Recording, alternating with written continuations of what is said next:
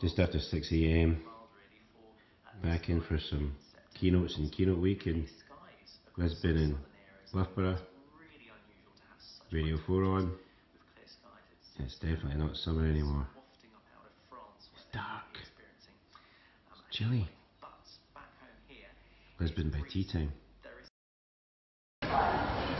So arriving in Lisbon, it's been wee buses and it's been quite a long packed flight, and I've walked about a mile to where I think the baggage claim is, and my bag's one of the first off. I mean, it's like all your Christmases have come at once. I mean, look, there it is right there. Your wee beauty. So it's the morning of the big audience gig, 7 principles of relationship management to 100 management consultants in this fancy hotel in Portugal. And the adrenaline's not kicking in yet. It's about 10:30. But it will as I move towards it. There's that nervous energy of thinking, how are they going to be? Now, I saw them last night. They're very young, they're very enthusiastic. English is not their first language, so I have to watch the old Broad Scots. But in an hour or so, I'll start to get a suit on, I'll start to think about it, make my final notes. I've been to the room last night really late and envision success.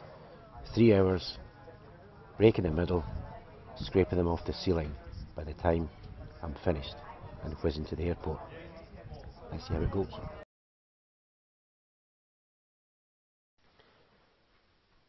So not all of this is glamorous. I've got a new white shirt, a brand new white shirt, and of course you have to iron the damn thing.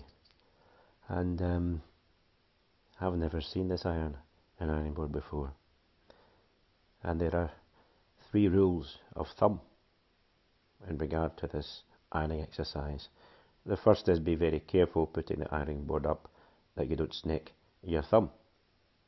The second is check that iron out. This is one shirt. It's a new shirt. Iron the tail first. God only knows what the iron's like. And the third one is don't iron naked. It's very dangerous with your own iron. It's exceptionally foolish with an iron you're not intimate with. Bye now. So, an hour to go. 2 pens, case packed, leaving the room. The delegates will be at lunch. I might grab something. And we're starting to get there. I can feel the sap rising in the pit of my stomach. It's going to be good. I know where the room is. We'll get the materials out. We'll get in the zone. We'll check everything's there. And I'll start the preparation proper for the 7 principles. I know them. But what's that opening story going to be? I'm going to try and find a new one that relates specifically to the delegates. Maybe some of the ones I spoke to at dinner last night. Make that emotional connection with them. Get them up on their feet. But it's time. It's time to leave the suite. Get to the room. And knock them dead. I'll let you know how it goes afterwards. So when I'm working with people making presentations, there's always a question about notes. So here are my notes for a 3-hour session in the 7 principles of relationship management. 90-minute first half, 90-minute second half, and the most important, know when you're going to finish. 5:15 on the nose. If you go overtime, your audience will hate you. Now there's half an hour to go here. It's 1:30. Some people are starting to come in. I'm off to grab a bite of lunch and work on that first story. Work on the first story for these guys. So 20 minutes to go. The delegates are here. A lot of them are going through to the big room, and a couple of things. Lunch. A little bit of smoked salmon, some nice brown bread and some salad dressing. and a sugar rush, a wee bit of Fanta. Don't do it very often, but give me that little boost. And the 4 apples are props for the session, about the confidence cycle. So, got a little bit of an appetite. I'm having some lunch, but you've got that feeling in your stomach of anticipation. Here goes. So this is why you do it. 15 minutes before kickoff, maybe even 10. In this place, in 10 minutes, we'll be full of 100 people expecting edutainment, wondering if it's going to be any good. So 3 hours and change, and pretty much straight into the car. Fancy BMW, hour back to the airport. I get to my Loughborough hotel at 1 AM and do it all again tomorrow. Good session. Absolutely wipes me out, but they were a very noisy group, which is always a good sign. Exceptionally noisy group, which made it difficult to control at times, and they were pretty young, so very boisterous, which is good. And we'll see what the feedback says, but they absolutely got it. The intuitive feedback during the course of the breaks and at the end was positive, and we'll see. But another one done, and roll on tomorrow. So just in case you think the life of a keynote speaker who's just got out of a 7 Series BMW is all glamour, it's now 10:08. And at best I'm getting into my hotel room tonight at 1 AM. And right now, I'm in a massive queue of people waiting to get onto a plane, wondering if I'll get my luggage out. And nobody's telling us a damn thing. Now, I'm not annoying yet,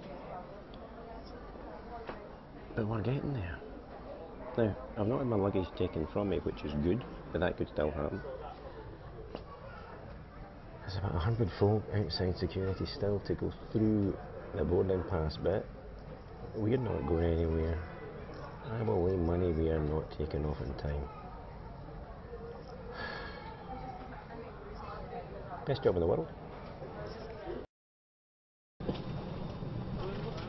So life's simple pleasures. I'm going to show you one of them right now.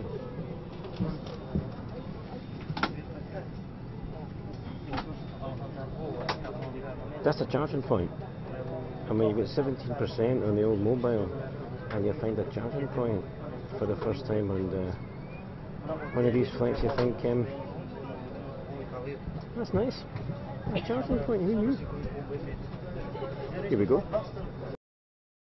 I'm fairly delighted that in this keynote week, that this keynote tomorrow is not a morning keynote, and it's actually about noon time. So there's a wee hour in emotional intelligence to 90 people, and then I'm hot-footing it into the centre of London for a BD meeting about pitching. It's a bit of a weird job, this one. There you go. Night-night.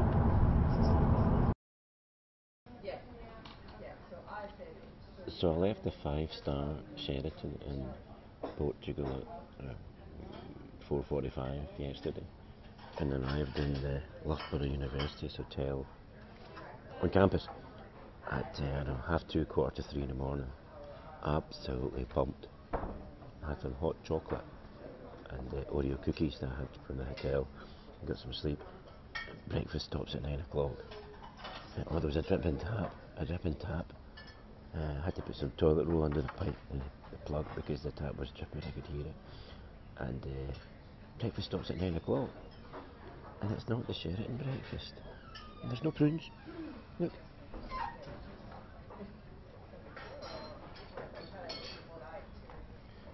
But black pudding and an egg, brown sauce, toast, great coffee. Colour that coffee. Magic coffee.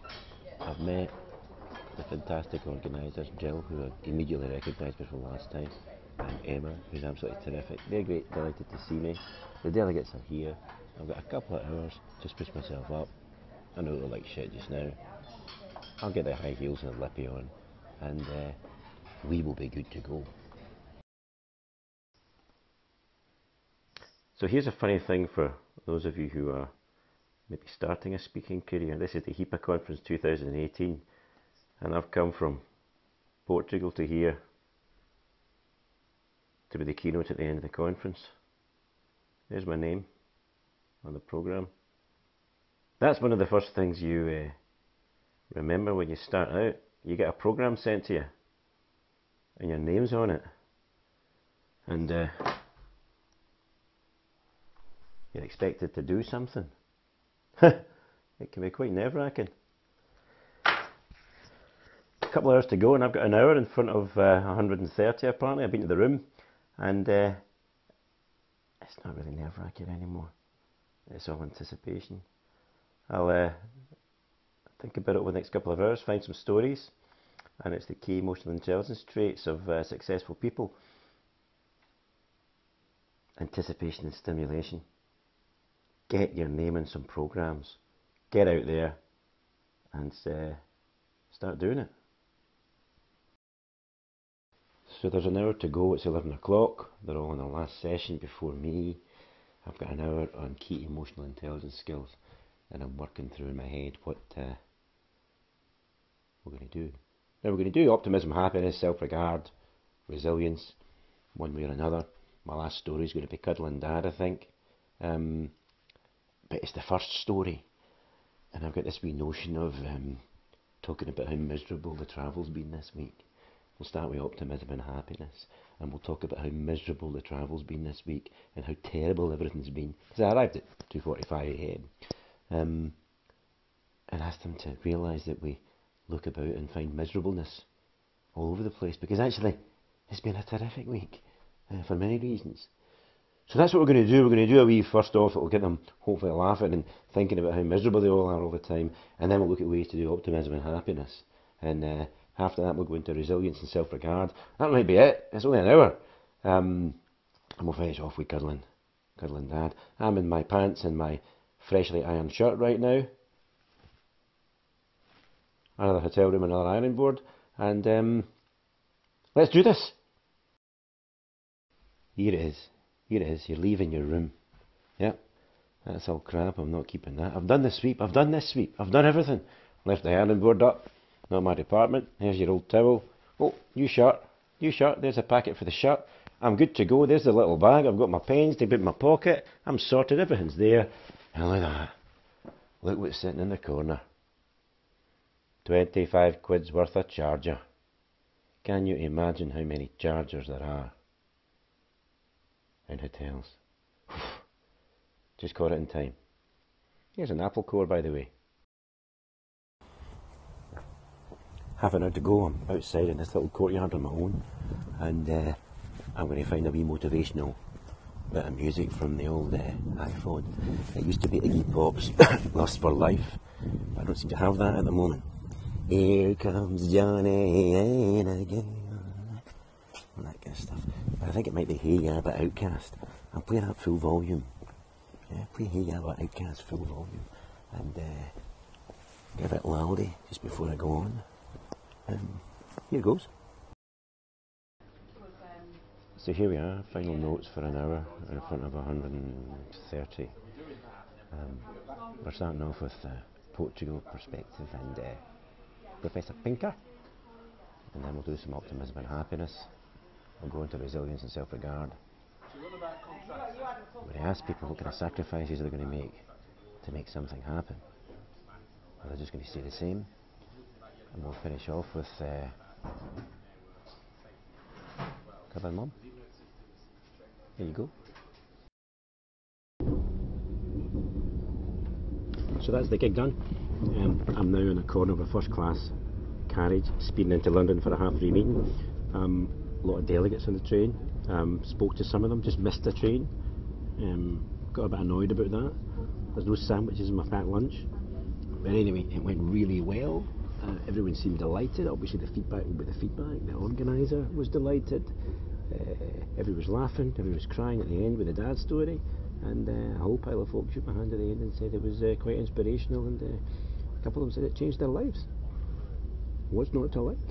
We'll see what the feedback says. Over and out.